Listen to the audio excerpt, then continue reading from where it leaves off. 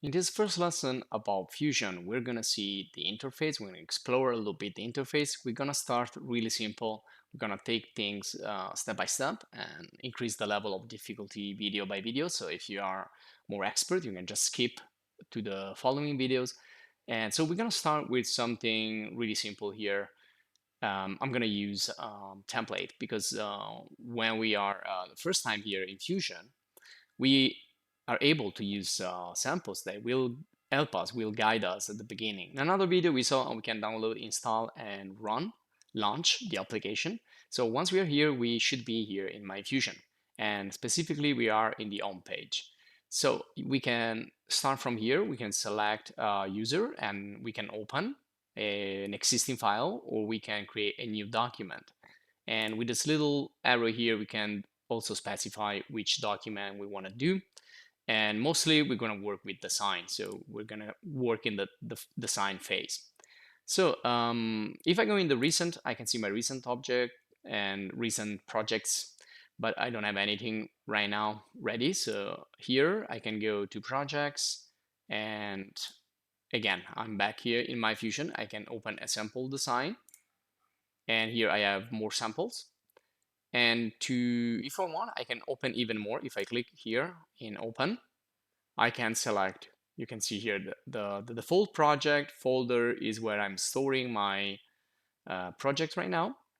And then you have samples. So you have workshop, events, etc., etc. So I'm going to go here in the design sample, and let's try with this one here. So double click, and in this folder, I have this subwoofer config. So let's try with this, and let's open.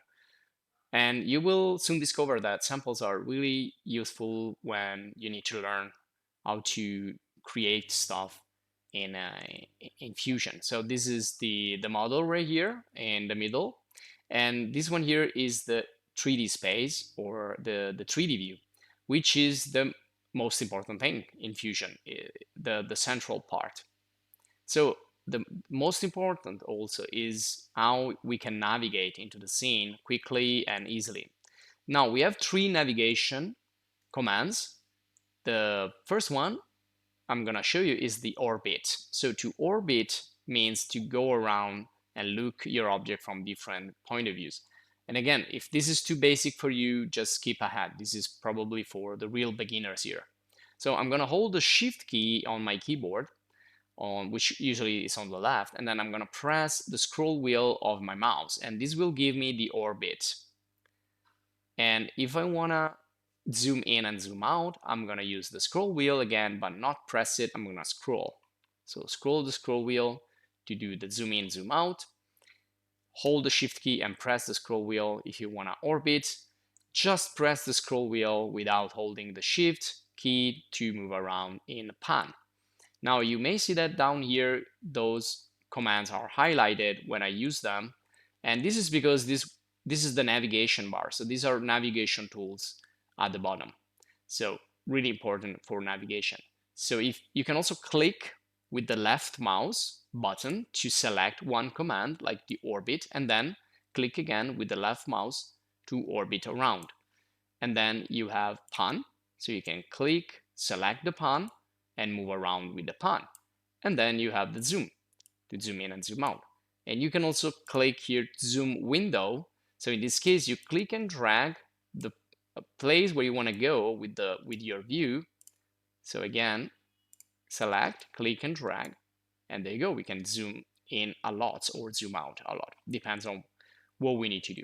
So it's really important for you to understand navigation, otherwise you will get stuck. And I really suggest not to use those at the bottom, but learn the shortcut keys, shortcut buttons in this case of your mouse. Now there is also another tool that we have here in the interface for navigation, which is the view cube up here on the right top corner. So you have a little home button, and if you click that, it's going to put you in the default view, so where you began with the file. So it's going to bring you back. And then you can click and drag with the left mouse on the view cube to orbit again. And if you click once on the front or on the arrows or in the corners, You can move around in different views, so you can easily watch your also these arrows here to put the view in the correct orientation. So you can look to your object from different views. So this on the left side instead is called the browser, and you can expand and compact this. And this is also really important because this will let you navigate inside what is in your project and what objects are in there, what views, which are the document settings, the units, and the origin, and analysis, and much, much more. So you have all the stuff contained into this project right here, accessible to you. So pretty important. And this little icon here will also expand or not the browser. And what else? So let's go now up here on the top left. So the first one is going to show the data panel. So if you want to access information and assets, your data, and training, also design samples again, etc., we can also create a new project directly from here if we want. And also this is the username right here. And we can close this like that. Next one is going to be the file menu, and here you have the possibility again to create a new file or new electronic design or new drawing, or you can open an existing document. And also here you can pick a document from your computer or from your area right here. I'm going to close this now. And you can also upload, save your file, save as, export, 3D print, capture an image of the screen. And also down here at the bottom, I want to focus on this. This is a view, and it's really important because here we can hide and show interface elements. Like for example, if I click on the view cube is going to be hidden now. And again, if I go back here, I can show the view cube or hide something else. Let's hide also the browser. And so that's gone also. And we can continue with this. And then we have the navigation bar. So we can hide navigation bar at the bottom. And then we have the, well, these are now all hidden. So everything is hidden except for this part at the top and this part at the bottom.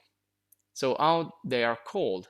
Well, this one here is basically a ribbon, but also can be called a workspace. And these are basically commands that you can use. By the way, when you select a command, for example, if I click on this, it's gonna create something or start to create something. If you wanna Enscape the command, you press on the Enscape key on the top left of your keyboard, the Enscape or ESC button, that will exit from any command that you're doing. So you can either finish the command or just skip and go back. But also we don't have a navigation here anymore, and we don't have the browser. We only have this part at the bottom. What is this part? This is the timeline. And it's not like the timeline like in animation. Is a timeline of how this object was created. All the different parts, all the different steps are recorded in this timeline. So if I click on this, for example, I will be able to go back and forward in the timeline. And also if I go like this, I can go like frame by frame. And if I click on this, I can go all the way back. And if I press play, I can see the development. So how this object was created from the first parts to the rest and all the other modeling tools that have been used, modeling parts, modeling phases, etc., until the end.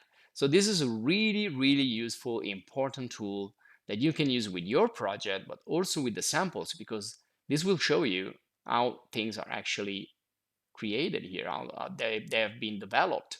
So it's kind of a reverse engineering tool that can help you understand this product or this object or this project. So now it just went again back to the beginning, so you can stop it, you can go all the way to the end using this little player. And here you have some settings, and also here, let's go back at the top, we have undo, redo. So if you want to go back or forward in the actions that you've done. So for example, if I click and drag here, see, if I select this, so if I click once, I'm gonna select it, it's gonna become blue. And if I roll over with the mouse, it's gonna like pre-select it. So it's gonna show you that. And apparently I cannot move it right now. So, well, if you accidentally do something here, well, let's just move copy directly. Okay, so if I push this up, I'm doing an action here. If I say okay, and I want to go back, I click here to undo. And if I want to go back forward, I'm going to press redo, or Control Z and Control Epsilon, which are the shortcut keys. And also here you have the history of things that we have done. Now, also, you can see the shortcut keys if you go in the menu here. So Control N is new design, so new project. Open is Control O, save is Control S, etc., etc. There are like a lot of them available in the software. And then you have the button to go back to the home page. Don't worry, because your project is still up here. So as long as it's there, you can always go back in there. And you can also create a new one by clicking on plus. So you can work in multiple projects and they will be displayed at the top. So you can switch from one to the other. You can close. You cannot close everything. If you close everything, yeah, well, first of all, it's gonna ask you if you want to save your document. So if we want to save, let's click on Save As, and let's call it test. Okay. And you can choose a location. So right now I only have one, which is called default project. You can also expand and compact this part. So let's create like a new folder here, and let's call these lessons. Okay, so if I double click, I can save this in here. So let's call these lesson 01, subwoofer config test, save. Then there you go. Now it's saved. So it closes, but immediately it reopens a new one. And if I want to get back the one that I just closed, well, in that case, you can either go back here to the home page and you can go to the projects or recent, or you can just open, click here, open, get into the folder where you save it, and actually didn't save it, maybe because it was a sample, so it's like protected or something like that. So let's do it with an untiled one. So you also have the button here to save, and yeah, it's showing right here in the default project. So let me see why it's not visible. I'm gonna open again. Oh, there you go. So now apparently is available. So let's open it in. Okay, so this is a quick demonstration of how you can save, open, and create a new file. And essentially, when you're working with your files, it's going to be less problematic. Some of these samples cannot be saved for protection or things like that. Now, before we continue, let's not forget about the browser and about the navigation bar and everything. Well, you can always recall them from here, so you can show and hide, but also you can go here and reset to the default layout. This will bring back everything as was at the beginning. So if you think you're missing something, that's the first thing you may want to do, to reset to the default layout. Also, let's go here on the right side. So here we create a new document, and then we have extensions and notifications. And up here you have also your account, and you can access your account. You can go in your profile and access the preferences. You can also sign out. But if you go into preferences, again, this is where you can change the language, as we saw in a previous video. So you can choose a different language. You can also choose a different theme. So let's go like dark blue, for example, and let's apply. So you can see that you can change it from here.